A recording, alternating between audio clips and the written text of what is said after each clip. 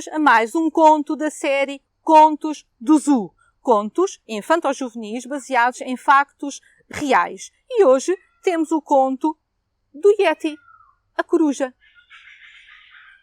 Eu sou o Yeti, uma espécie de coruja, e vou-vos contar uma história, a minha história.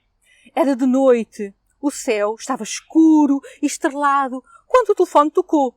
É urgente! Venham depressa! O Vasco acordou estremunhado, mas sabia o que tinha de fazer. Vestiu as calças pela cabeça, as t-shirt pelas pernas, até não se conseguir mexer e tudo, por fim, encaixar no sítio certo. Que atrapalhada, Vasco!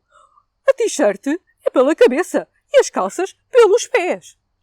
Pensava ele com os seus botões a tentar acalmar-se enquanto calçava uma bota em cada pé, depois de uma meia de cada cor. Saltou para a sua mota e lá foi para o zoo. Chegou depressa, tão depressa que ainda foi a tempo de fazer exatamente o que havia pensado. Preparou a sala, os materiais e por fim ligou a incubadora. Vinham ovos a caminho. Estávamos em agosto. Os dias eram quentes e cheios de sol. As cigarras cantavam e os visitantes andavam entre uma e outra instalação. Não queriam perder nada. O Vasco era tratador no jardim zoológico e gostava de observar os animais todas as manhãs assim que chegava. Dedicava-se às aves e gostava muito do que fazia. As aves eram barulhentas. Parecia que não conhecia o significado de falar baixo. Desconfiava até que faziam de propósito. Queriam ser ouvidas. E tinham vocalizações para todas as ocasiões. Longas, curtas, assobios, chilreios, enfim. Eram coloridas. Em algumas espécies havia machos vaidosos e exuberantes, a quem só faltava um espelho e um pente para cuidarem das suas cristas vistosas e das penas com todas as cores do arco-íris. Também se divertia com a esquisitice sempre que chegava um novo prato de alimento. Picavam e escolhiam até o mais pequeno grão. E ele, o Vasco, já lhes conhecia os gostos e transformava-se num verdadeiro chefe de cozinha. Mas aquele dia ia ser diferente. Eu era apenas um ovo, acabado de chegar com toda a urgência. Vim com outros, muitos outros. Desta vez éramos 20. Sim, outras vezes houve em que o jardim zoológico teve de receber ovos. Descobri também que todos tínhamos vindo da natureza, dos nossos ninhos, de onde fomos roubados. Sim, isso mesmo, roubados. Ainda hoje não percebo por que razão alguém me havia tirado de lá. Eu ainda nem tinha nascido. Foi então que aprendi uma nova palavra, apreensão. Todos nós tínhamos sido apreendidos no aeroporto desta cidade, Lisboa. Mas tínhamos vindo de muito longe. O nosso habitat natural é do outro lado do oceano, no Brasil. E pior, fazíamos parte de uma coisa ilegal, proibida e em tudo muito má. Chama-se tráfico de espécies. Ora, ouçam com atenção antes que a memória me falhe. Naquela manhã, fomos os 20 para um ninho quentinho, uma espécie de caixa acolhedora que nos aquecia como se fosse o corpo dos nossos pais. Chamam-lhe incubadora. Uma equipa de humanos registava todos os dias qualquer alteração. Mediam o tamanho, o peso e, com o passar do tempo, escreveram tudinho o que havia de saber sobre cada um daqueles pequenos ovos. Cada um de nós tinha um número. Eu era o número 13. E posso já dizer que é o número de sorte. E cada um tinha a sua informação, assim como o diário em que nós escrevemos todos os dias.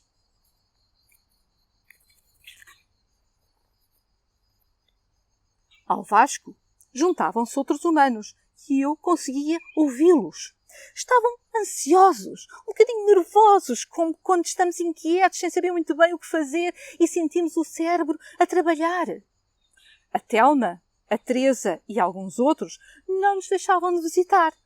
Todos os dias e todas as horas havia sempre alguém por perto. Telma, o que fazemos? Já todos nasceram, falta este! Disse o Vasco preocupado. Tinham passado muitos dias e só o meu pequeno ovo redondo, como uma bola sem brilho, se mantinha tal e qual como havia chegado. Fechadinho. Papagaios coloridos e araras tridentes tinham nascido na minha incubadora, mas eu, não. Só mais tarde vim a saber que o meu ovo era diferente dos outros. Mais feio ou mais bonito, não sei. Mas que os outros eram brilhantes, como se tivessem uma capa de luz. Mas o meu, não. Sei que os outros tinham uma forma diferente, mais como os ovos de uma galinha. De um lado mais estreitos, de outro lado mais redondos. Mas o meu, não.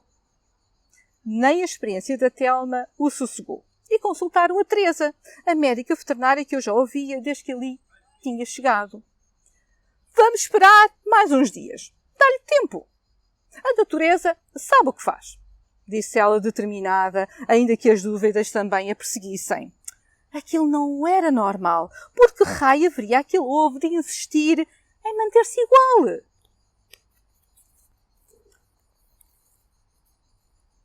Foi então que os três enfiaram as cabeças, as mãos, os pés, todo o corpo e, atenção, em dezenas de livros. Telefonaram, escreveram nos computadores, mas ninguém os conseguia ajudar. Pelo mundo fora as hipóteses chegavam, mas nenhuma os convencia. O ovo estaria vazio. O animal lá dentro seria mesmo uma ave. Tinha a casca rígida e parecia-lhes saudável. Tinha de ter uma pequena ave lá dentro, protegida e a crescer. Setembro tinha chegado. O almoço tinha acabado com tudo o que tinha direito. O Vasco estava satisfeito quando se aproximou do meu ninho, na sua ronda habitual, e tal como tinha aparecido, desapareceu. No instante, mais 1, 2, 3, 4 olhos estavam mesmo ali à minha frente. Ali, estão a ver? O ovo está a partir-se, disse o Vasco. A Telma e a Teresa nem queriam acreditar. O ovo estava finalmente a eclodir. Mas aqui é que o medo chegou. Depois daquela primeira fissura, as outras pareciam estar a romper ao ritmo de uma preguiça. Devagar, muito devagarinho, sem pressa. Passaram mais 4 dias, até que por fim o ovo se desfez em pedaços e eu nasci no jardim zoológico. Oh não, é o que esperávamos, uma espécie diferente de todas as outras, disse a Telma, enquanto o seu coração ficava cada vez mais apertado num turbilhão de dúvidas e poucas certezas. O que seria? Do que se alimentaria? Os três tentavam rapidamente descobrir o que fazer comigo, que não passava de uma pequena bola de penugem branca como as nuvens, olhos grandes como binóculos, patas desengonçadas e dedos tão tortos que pareciam incapazes de se equilibrar, quanto mais dar um passo que fosse. Mas sabem, eu não lhes dei muito tempo. A minha barriga gritava comigo e eu com eles. Precisava de comida. De boca bem aberta, procurei um bico que me alimentasse. A pinça segurava um pedaço de carne, tenra, e era exatamente o que eu precisava. Partir aquele ovo tinha sido muito cansativo para mim. Agora, com o papo bem cheio, depois daquele banquete, podia dormir descansado. Acordei de seguida uma e outra vez. Nunca estava sozinho. Fora do ovo, nada era igual. Tudo tinha mais vida. Havia os chilreios de elefantes e sons que nunca tinha ouvido. Mas o melhor é que eu podia finalmente ver aquelas pessoas que tão bem cuidavam de mim. Descobri que sou uma ave carnívora. O Vasco cortava pedacinhos de carne no tamanho certo para que eu os conseguisse comer e por muito que lhe gritasse, o Vasco sabia que era comer por conta, peso e medida. Não se deixava levar pelas minhas exigências. E quando bastava, bastava. E eu adormecia na sua companhia e voltava a acordar para mais uma refeição. O Vasco parecia incansável, sempre a tratar de mim. Cheguei mesmo a duvidar se ele alguma vez dormiria. E fui passando pelos cuidados de todos. Não havia ninguém menos cuidadoso ou menos paciente. Tive uma sorte gigante com a família em que cresci.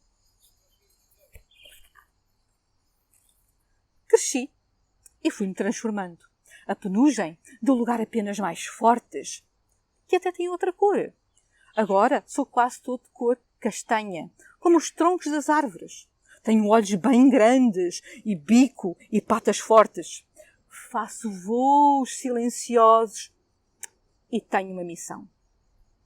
Demorei algum tempo até perceber, mas agora sei que estou exatamente onde devia estar.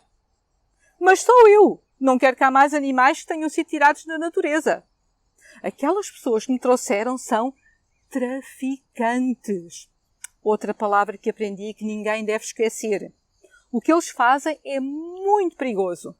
Não é que se esgueiram pelas florestas adentro e, bem escondidos, procuram animais ou ovos e roubam-nos. Mas para quê? Não consegui perceber ainda durante muito tempo, mas agora sei que é difícil para algumas pessoas perceberem que o nosso lugar é na natureza. E que em casa devem ter outros animais. Aqueles a quem chamam animais domésticos. Nada de animais exóticos. Os que vêm de outros pontos do planeta. Desta vez, éramos ovos. Mas por vezes tiram até animais já crescidos. Hoje sou uma coruja do mato tropical. Já com alguma idade. E por isso posso dizer com toda a certeza que há no mundo, o pote de ouro não é ter estes animais em casa. Ou uma fotografia ao lado de um. Ou um tapete de pele. O verdadeiro tesouro é aprender muito sobre eles. Respeitá-los. E assim ajudar para que nunca deixem de existir na natureza. Se nos tirarem de lá, vamos deixar de existir na natureza para sempre.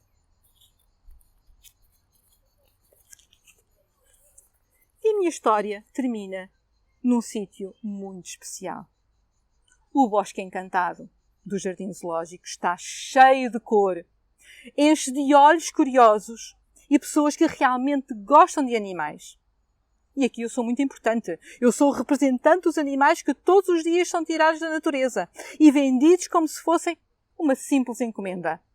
Agora sei que, uma a uma, todas as pessoas nos podem ajudar. E não nos deixem enganar. O que cada um faz aqui chega ao meu habitat do outro lado do oceano. Se o Jardim Zoológico não existisse, este final seria bem diferente. Eu não existiria. Mas agora que mais e mais humanos conhecem a minha história, tudo pode mudar. E tu podes ajudar. Vitória, Vitória, acabou a história. E agora tenho uma surpresa.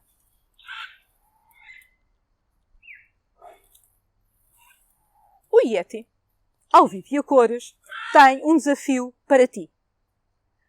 Por que não desenhares os momentos que mais gostaste desta história e enviares-nos? Combinado?